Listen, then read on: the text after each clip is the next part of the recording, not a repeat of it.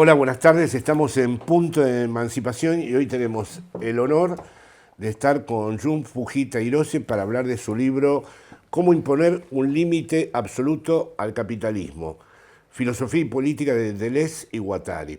También nos acompaña nuestro camarada Amador Sabater, que es amigo de Jun y además conoce perfectamente la trama conceptual de este libro. Y bueno, vamos a conversar sobre los tres. Voy a comenzar con una primera pregunta muy general para ir abriendo la conversación. El título es impresionante porque es muy difícil que hoy en día alguien pueda hablar de un límite absoluto del capitalismo. Y sobre todo la palabra imponer. Quiere decir que en el imponer hay agentes o agenciamientos que son capaces de imponer un límite absoluto y no relativo. Cuando este mismo libro explica muy bien cómo en general en la tesis de Deleuze-Guattari, que comparto bajo una lógica lacaniana equivalente, el capitalismo es un sistema inmanente que tiende a reproducirse a sí mismo y en general se reapropia, se rehace, se reconstruye con sus límites relativos. Así que se trata, en primer término, de un desafío que es el límite absoluto. Y el libro comienza, como habíamos hablado antes, Amador, estableciendo una diferencia entre el interés y el deseo. Como si el interés perteneciera a la axiomática del capitalismo y el deseo fuera un corte con respecto a esa axiomática. Bueno, aquí surge un primer problema, ¿no? Desde el punto de vista de otros teóricos de la política, ¿no? Porque el interés podría ser equivalente a las demandas sociales, ¿no? Y, por ejemplo, incluso en una perspectiva lacaniana, el deseo no está separado de las demandas, sino es aquello que las demandas no pueden articular, pero que, sin embargo, el deseo está articulado en el interior de las demandas. Las demandas no lo pueden expresar, pero sin embargo el deseo está presente en las demandas. El propio Jung lo sugiere, porque no hay una oposición binaria entre interés y demanda. De interés y deseo, ¿no? Perdón, entre interés y deseo.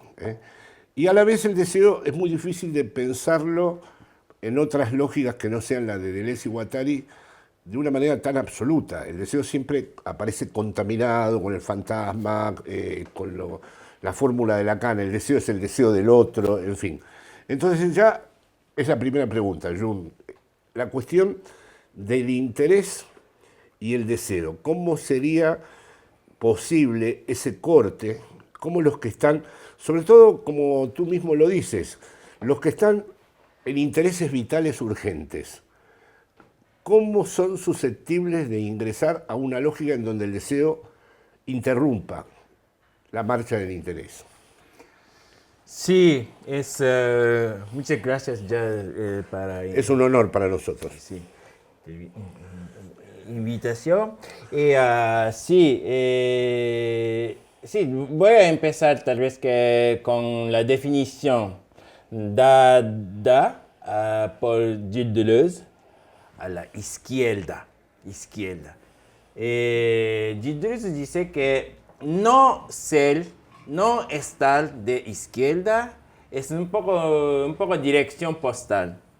Dice, dirección postal empieza siempre con tú, Amador, calle, Madrid, España y el planeta. Esto es algo, Deleuze piensa que esto es no ser de izquierda. Por el contrario, ser de izquierda es, tú tienes que empezar desde el horizonte.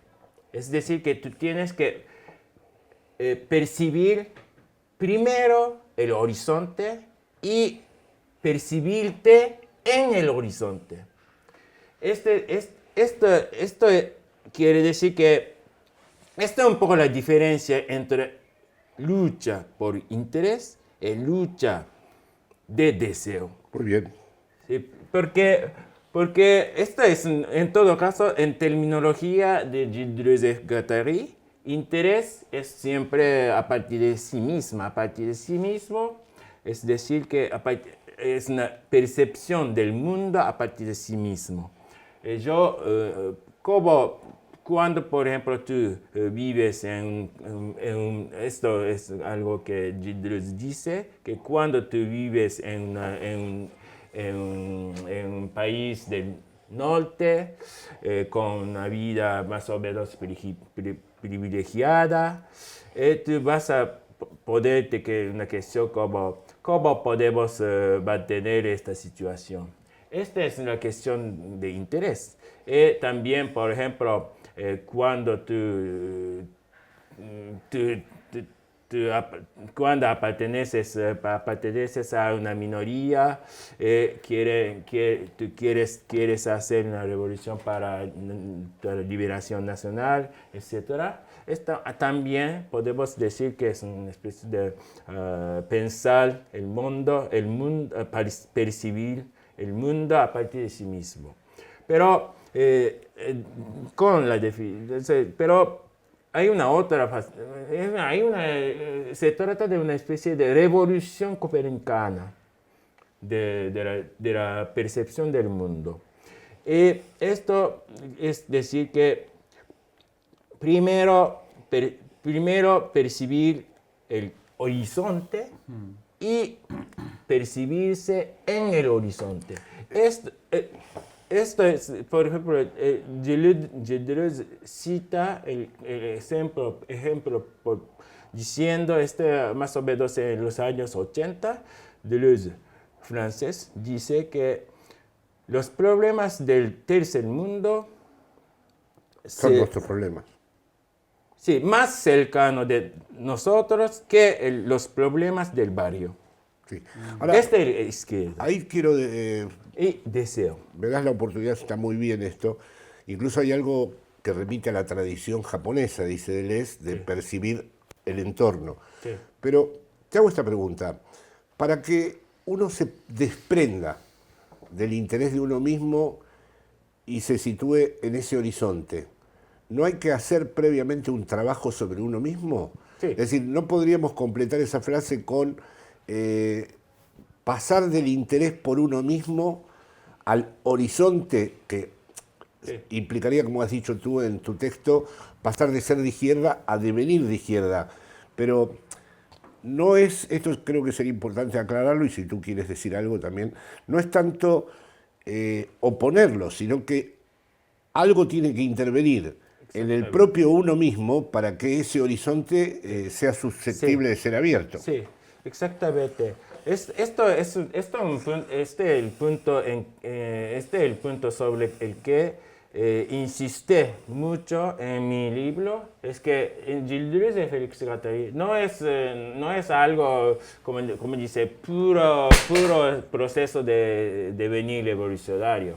Siempre hay Gilles Deleuze y Félix Guattari insistieron mucho sobre la necesidad de las luchas por interés.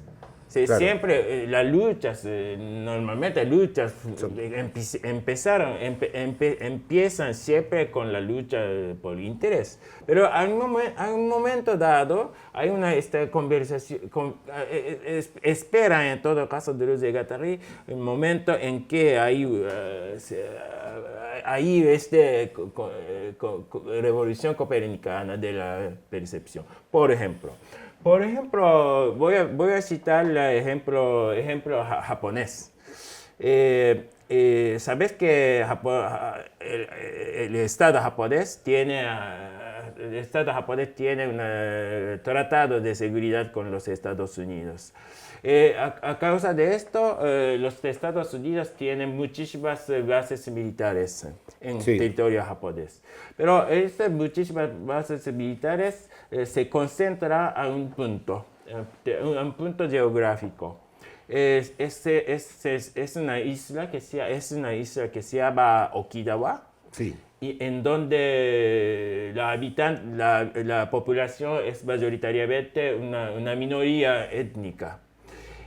esta isla representa más o menos el 1% del territorio japonés, en donde 75% de las bases militares norteamericanas se concentran.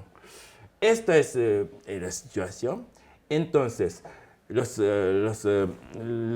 habitantes de Okinawa quieren absolutamente rechazar todas las bases militares norteamericanas de su isla.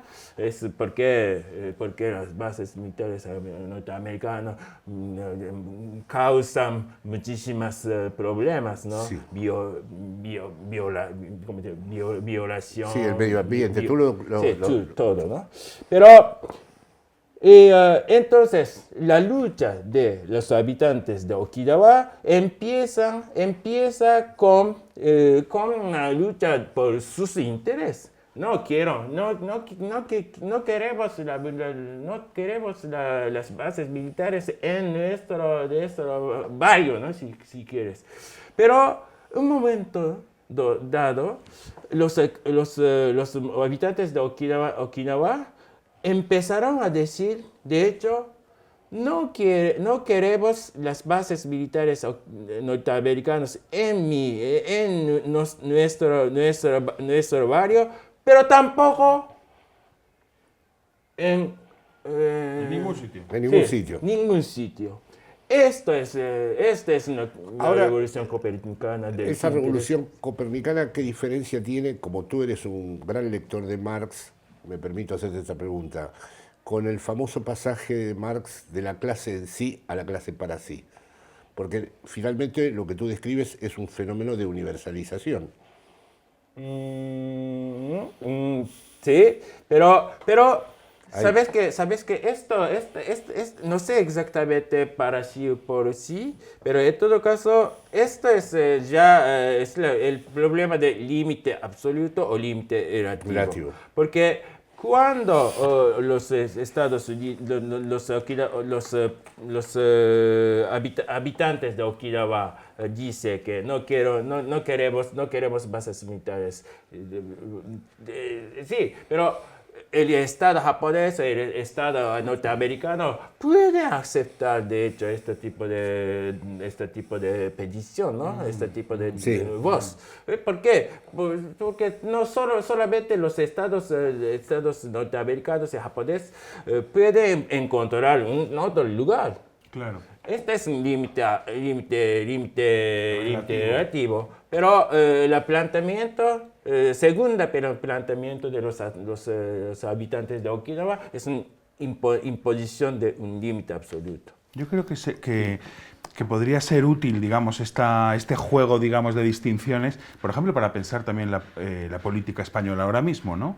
Es decir, hay un gobierno de izquierdas que podríamos decir, digamos, dándole toda la confianza, que intenta imponer alguna serie de límites relativos al capital, de contención, de subida de salario, Pero, claro, lo que viene a plantear Jun es el capital maneja las luchas de interés, maneja la cuestión del interés, porque siempre es capaz de desplazar la explotación sobre otros sectores. Se puede quitar la base aquí porque la voy a poner allá. Entonces, ¿hasta qué guerra del centro a la periferia? Entonces, ¿hasta qué punto, digamos, todo el debate que haya en España con respecto al gobierno, etcétera, pues hay una cuestión de intentar imponer ese límite relativo, estamos todos de acuerdo, pero cómo esas luchas son manejadas y desplazadas ese límite? Y entonces el desafío, digamos, de cómo se pasa de una cosa a la otra, que no, como explica muy bien Jun, yo creo que es muy importante, no es oponer el deseo al interés, sino que es esta especie de apertura a un horizonte. El deseo sería como el horizonte del deseo. Y cómo superar también las luchas que se quedan en la reivindicación de una identidad para que haya, digamos, un plano de transversalidad que sea el que pueda empujar una lucha de interés a una lucha de deseo y, por tanto, pasar del límite relativo que el capital maneja, porque siempre desplaza la explotación a otra cosa, ¿no? Y lo estamos viendo incluso con las medidas que pone el propio gobierno, ¿no? El capital logra siempre encontrar la manera de contrarrestar la subida de salarios, explotar de otra manera, intensificar. De los subsidios, por ejemplo. Entonces, también está el desafío de cómo Porque me parece que esa ampliación al horizonte del deseo tiene que ver en un tipo de articulación entre sujetos o de composición entre sujetos, o de pasar de sujetos que están pensando en su propia dirección postal a sujetos que al relacionarse de otro modo hacen descarrilar el mapa mismo de las posiciones, ¿no? Un poco como, pues como estas consignas desde el 68, obreros y estudiantes, que logran, digamos, hacer del 68 un acontecimiento de deseo y no solo de luchas de interés de obreros y estudiantes, o, ¿cómo era? Piketty y Cacerola. Piketty y Cacerola, lo que eran dos sujetos con sus propios intereses que demandan, de repente, al sumarse en una consigna, producen un acontecimiento del deseo que hace que 2001 vaya más allá del límite relativo al límite absoluto. Entonces, me parece que esta cuestión del horizonte tiene que ver con una composición entre sujetos que obliga a repensar los límites que está imponiendo en el debate actual el tema de la identidad, de que cada cual está en su mundo y no se habla con el otro, ¿no? Sí. Ese es un problema muy interesante y acepto la caracterización que hace Jun y que haces tú, pero el problema ahí es el concepto de devenir, porque no puedo dejar de ver un cierto espontaneísmo vitalista en el concepto de devenir. Parecería ser que esas minorías, hay que devenir negro, hay que devenir mujer, hay que devenir obrero, lo que no se explica muy bien y no se da cuenta de esto es cuáles son los resortes políticos de ese devenir. Eso no puede surgir como una tendencia espontánea. Se entiende perfectamente que las reivindicaciones de esos intereses son límites relativos. Y se entiende perfectamente, como dice Jun en su libro, que las socialdemocracias solo tratan de cubrir esos intereses relativos para impedir que emerja la máquina de guerra, para hablar en términos deleuzianos y de Jung. Pero el concepto de devenir, es decir, lo que permite la universalidad, porque además Jung habla de la universalidad revolucionaria, eso a través de qué estructuras o de qué agentes hay un agenciamiento colectivo, dice Jung. ¿Cuáles son los agentes de ese devenir? ¿Cómo se produce esa metamorfosis de una minoría negra o de una minoría mujer o de una minoría homosexual en un devenir de todos? Es decir, porque claro, Lacan ha hecho un enorme esfuerzo para explicar la diferencia entre alienación y separación. En el interés estaría la marca identitaria, la huella del significante amo, en fin, todo lo que muy bien Jun ha ejemplificado con la dirección postal o el momento de Okinawa donde se pasa del rechazo a las bases militares a algo para todo el mundo. Pero ese para todo el mundo exige un momento de corte y separación. ¿Y cuál es el agente de ese corte y esa separación? Esto, voy a decir dos cosas. Tal vez que después voy a hablar de un ejemplo de agente posible. Pero de hecho, en 1000 mesetas, Deleuze y Félix Segata dice, el sujeto de devenir siempre es hombre.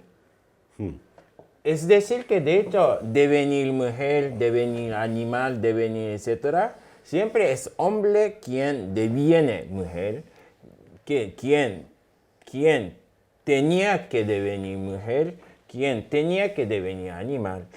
Y en el caso de Okinawa, yo tengo que añadir un poco Sí, cómo no. ¿no?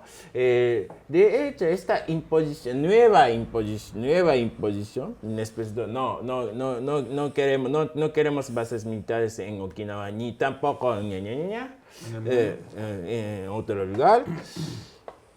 Esto tiene un efecto sobre los japoneses mayoritarios, entonces los hombres, y en la metrópolis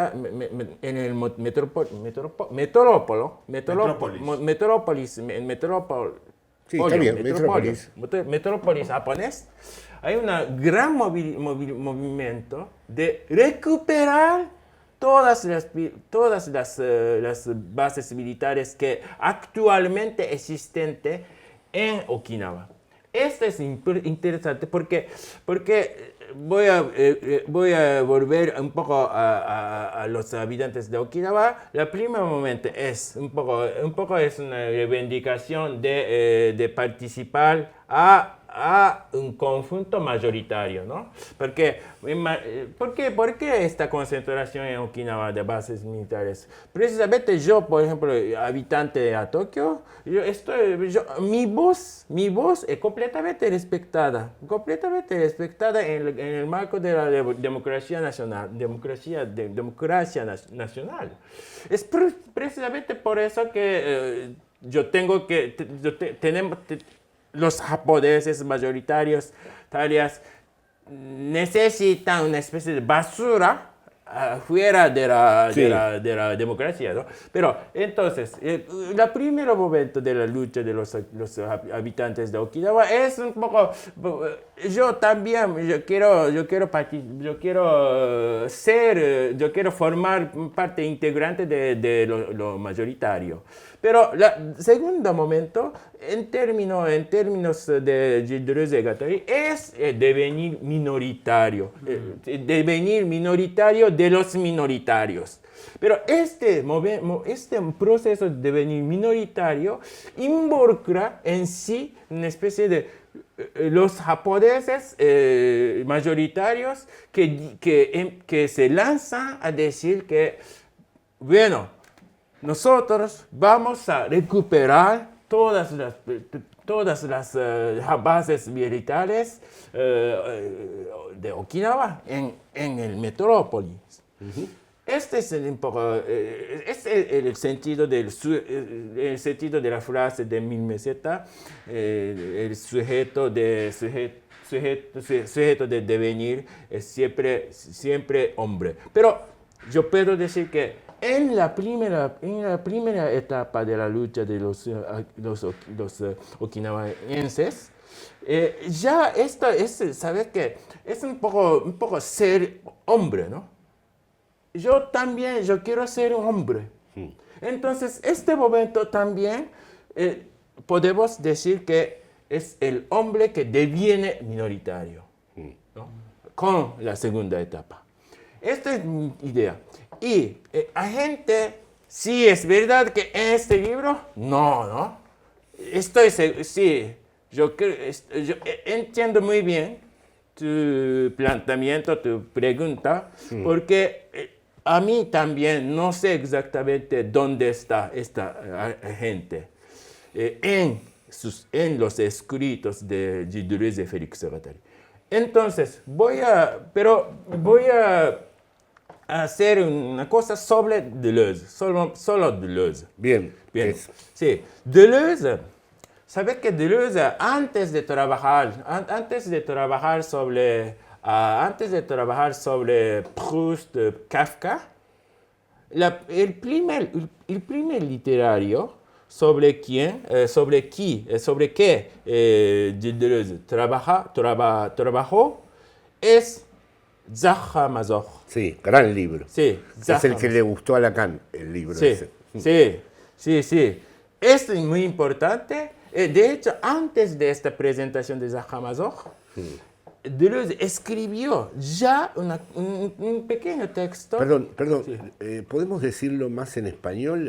Sacher-Masoch. Sí, vamos a decirlo para el público. Sí, ¿no? Ayer incluso con...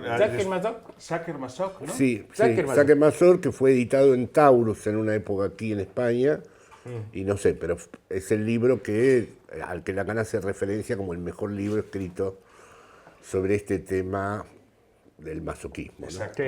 Sí. Vale, perdona. Sí, no. Es para nuestro público. Sí, entonces, Jacques Hamazor, el joven Deleuze, a comienzo de los años 60, ya escribió un texto sobre Jacques Hamazor, que se llama del Jacques Hamazor al masoquismo, algo así. Pero en todo caso, en presentación de Jacques Hamazor, libro, hay una frase muy interesante. Ya Deleuze sostiene la inseparabilidad del masoquismo del Jacques Mazor con las revoluciones de 1848.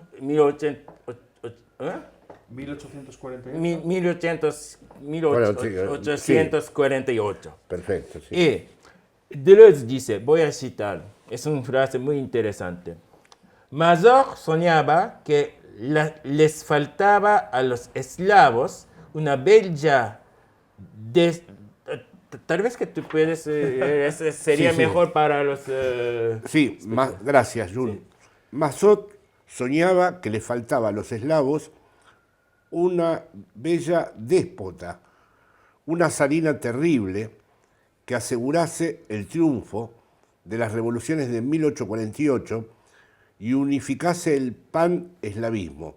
Eslavos, un esfuerzo más si quieren ser revolucionarios. Esto es interesantísimo, ¿no? Porque se trata de una minoría dentro de una minoría. Claro. Esta es la gente. Esta es la gente. Yo Ahí creo. sí se ve claro Sí, la gente. Sí. Una minoría de género dentro de una minoría étnica. Esta es la gente. Es decir, que esta es la gente que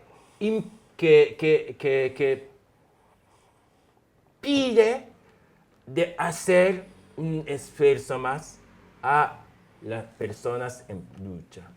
Está muy bien. El esfuerzo más sería, yo creo, ese pasaje, ¿no?, al horizonte del deseo, ¿no? Y el operador, pues tiene que ver con esa minoría que de alguna manera plantea algo que arrastra la posición mayoritaria, ¿no? Que siempre dice Jun es la del hombre, ¿no? Claro, pero Entonces, hay un momento en tanto Jun y Deleuze y Guattari dicen que esto es el momento del devenir revolucionario universal. Entonces es muy serio porque es para todo el mundo y hasta ahora no tenemos ningún fenómeno histórico que nos muestre que ese movimiento o ese proceso o ese proyecto ha tenido lugar. Por ejemplo, si vamos al escenario político como lo has llevado tú, Amador, concreto, está la socialdemocracia o la izquierda que está en el gobierno que intenta tomar medidas para paliar los efectos nocivos o destructivos del capitalismo. Hace, digamos, lo que puede, pero eso es rápidamente integrado por el capitalismo. Luego está la izquierda trotskista, que está siempre decepcionada con lo que hacen los gobiernos socialdemócratas. Voy a denominarla trotskista porque ellos mismos, no sé si son trotskistas, pero ellos mismos se definen así, que eso es insuficiente y que el capitalismo, las corporaciones, los poderes concentrados, etcétera, que son esas minorías que hay en todos los lugares del mundo de la izquierda trotskista. Luego está un mundo que podríamos denominar genéricamente ácrata, que sería ni los trotskistas ni la socialdemocracia, porque finalmente todos son ejercicios de poder. Y lo único que ocurre acá es que se reproducen las relaciones de poder. Mi pregunta es, este devenir del que estamos hablando, me parece a mí que no se sitúa en ninguna de estas tres lógicas. ¿Y cómo entonces la diferenciamos?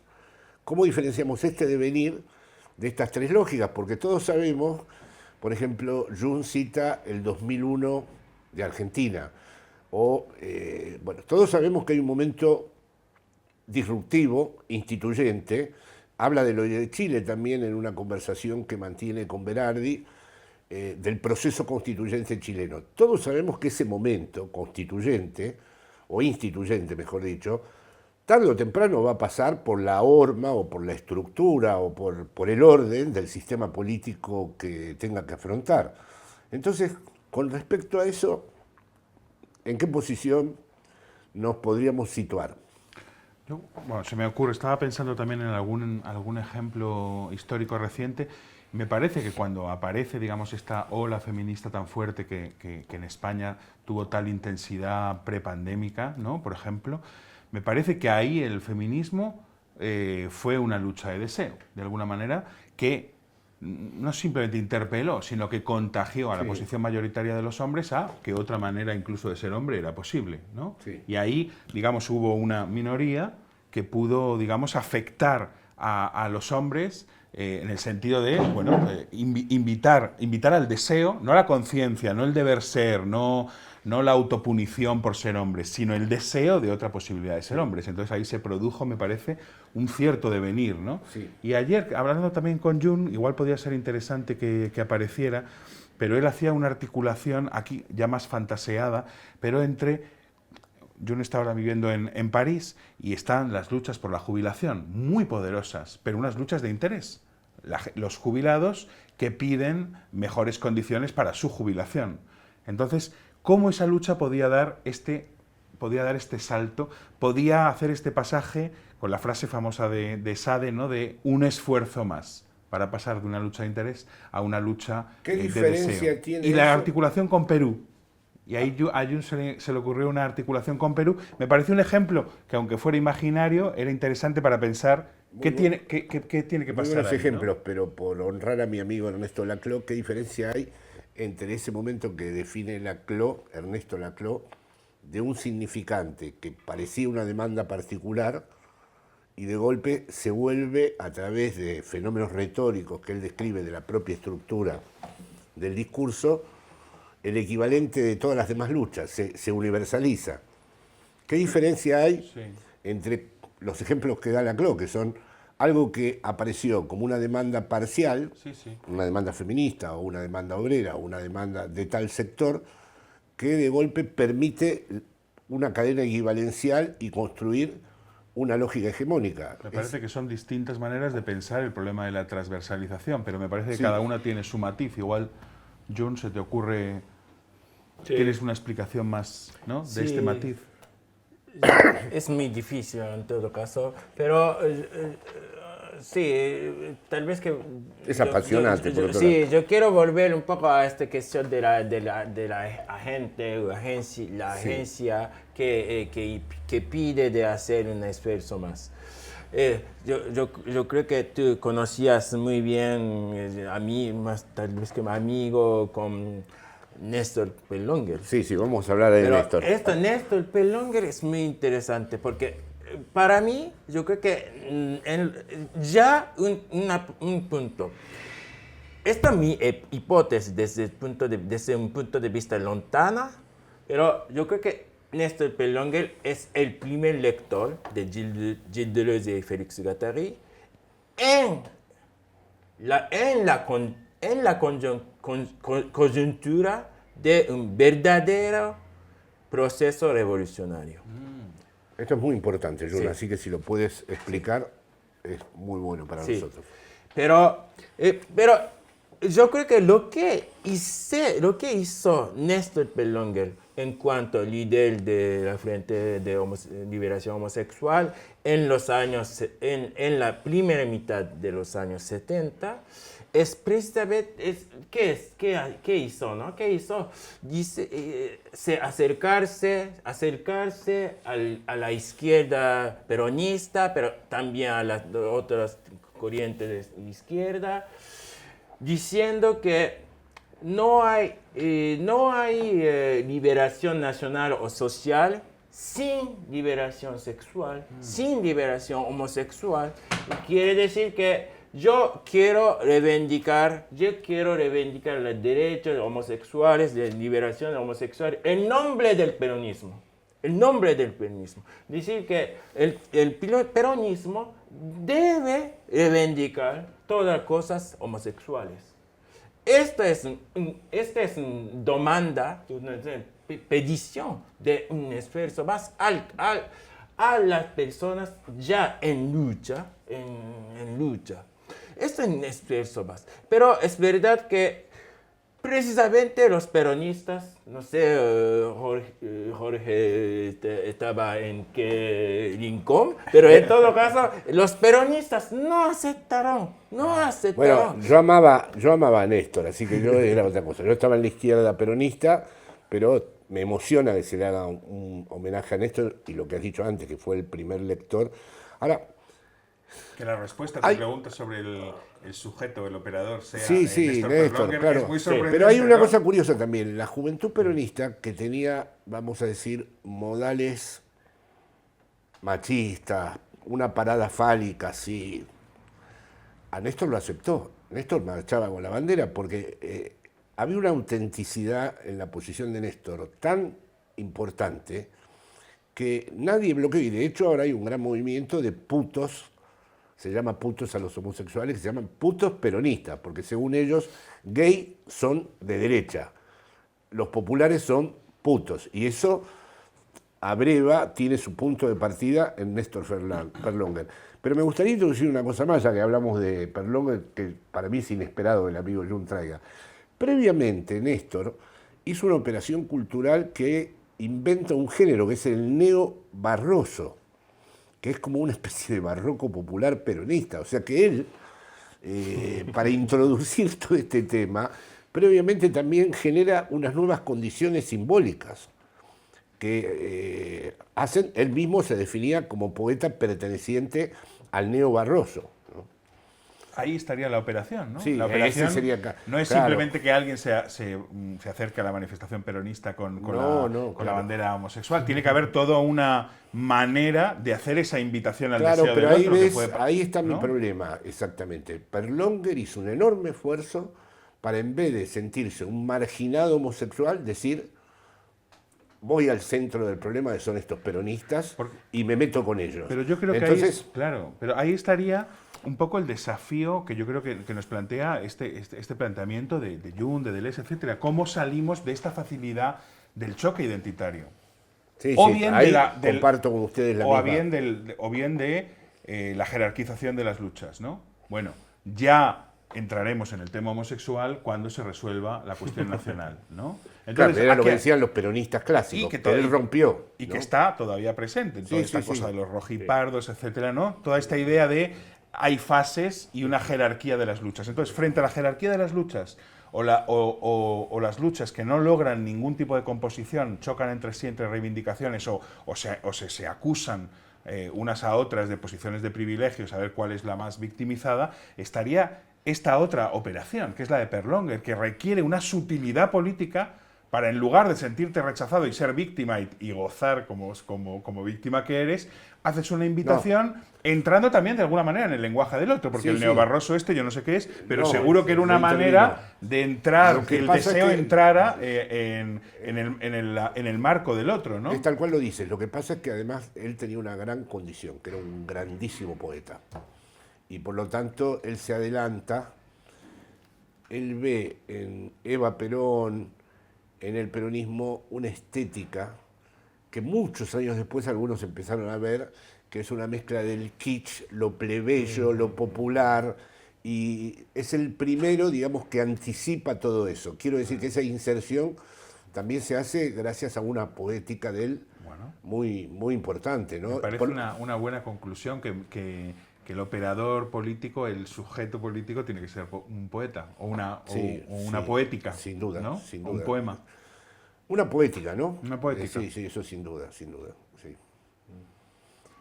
Bueno, no sé si ustedes quieren, Sí, Jun, sí. a ver, decir algo más para culminar nuestra conversación Sí. con los amigos de Punto de Emancipación. Sí, de hecho, este agente, en cuanto a una minoría dentro de una minoría, es un poco yo puedo observar un poco en toda parte del mundo actualmente. Por ejemplo, en el caso chileno, yo creo que la figura central de la revuelta social de 2019 no es solo mapuche, ni solo mujer, pero mapuche mujer.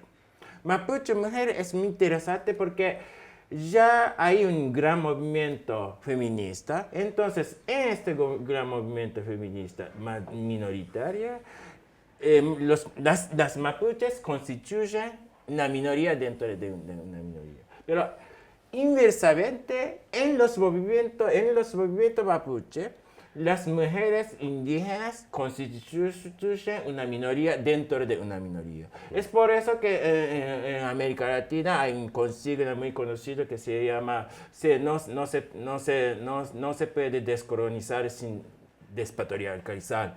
Esto, ¿no? Pero entonces, Chile, pero Irán también, sí, en medio de comunicación, gran medio de comunicación, habla de la revolución feminista, muy bien, pero no solo mujer, kurdo. Porque de hecho el centro de esta revolución feminista en curso es la zona kurda. Entonces, ya la mujer asesinada era una mujer kurda. Entonces, aquí hay también, entonces hay esta que casi yo puedo hacer un paralelismo entre el caso chileno y el caso iraní. Sí, ya pues, es una cosa muy conocida en los Estados Unidos, que es Black Lives Matter. Black Lives Matter no solo black, women, ¿no? Women. Los protagonistas principales de Black Lives Matter son mujeres. Son mujeres. Sí, son mujeres. Entonces, hay también, pero sobre todo entre ese paralelismo posible entre Irán y Chile es un poco, yo puedo decir que hay una cosa como repuesta en marcha de un proceso revolucionario interrumpido. Es decir, que a finales de los años 70, entonces hay una revolución contra el Shah en Irán, pero este proceso revolucionario fue interrumpido. Sí. Esta interrupción que permite de construir este régimen islámico. Las mujeres, los kurdos y otras minorías nacionales querían empujar Un esfuerzo más este momento, pero Khomeini y sus compañeros reprimieron las mujeres, los kurdos, etc. Es precisamente así como el régimen islámico se instaló. Sí, se instaló. En Chile también podemos saber que Oscar Ariel Cabeza es un ensayista muy inteligente de Chile. Dice que una de figura muy importante de la revuelta social de 2019 es un agente queer. Muy bueno. Sí, agente queer. Se entiende, ¿no? Allende queer, ¿no? Sí. Muy bien. Agente queer. Es muy interesantísimo. Bueno, ¿no? Sí. para finalizar, sería interesante que hables de la última parte de tu libro, de esta nueva alianza que según las condiciones del capitalismo actual tú propones entre los pueblos originarios y los sectores que ya la fuerza de trabajo de la explotación del capital no pueden ser integrados, ¿no? Puedes retomar quizá la alianza imposible Francia-Perú, ¿no? Sí, exactamente. Ah, Yo creo que bueno, sí, eso está mejor. Sí, Eso. sí, esto sí. Porque precisamente el movimiento actual en Perú es verdaderamente contra el neoextractivismo. Es neoextractivismo y la texto constitucional que garantiza esta actividad de neoextractivismo, ¿no?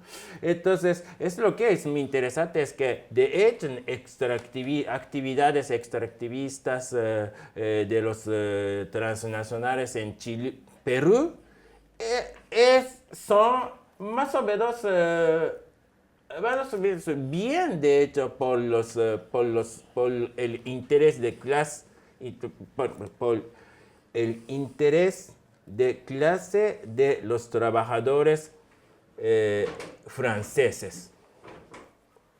Es por eso que sería interesante que los trabajadores franceses se alienzan con... Se alíen, sí. Sí, ¿no? Se alíen, ¿no? Se alíen con, ¿no? Sí.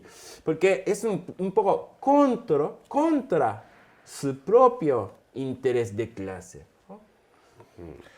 Se me ocurre, nada, ya para... Pero que estaba pensando, bueno, que desde diferentes lados pues hay maneras de intentar responder a este problema, digamos, de cómo puede haber una articulación, Sí, digámoslo así, una articulación, Sí. ¿no? Entonces, me parece que, bueno, pues la Clau lo piensa con el significante vacío, con esa lógica que tú has explicado.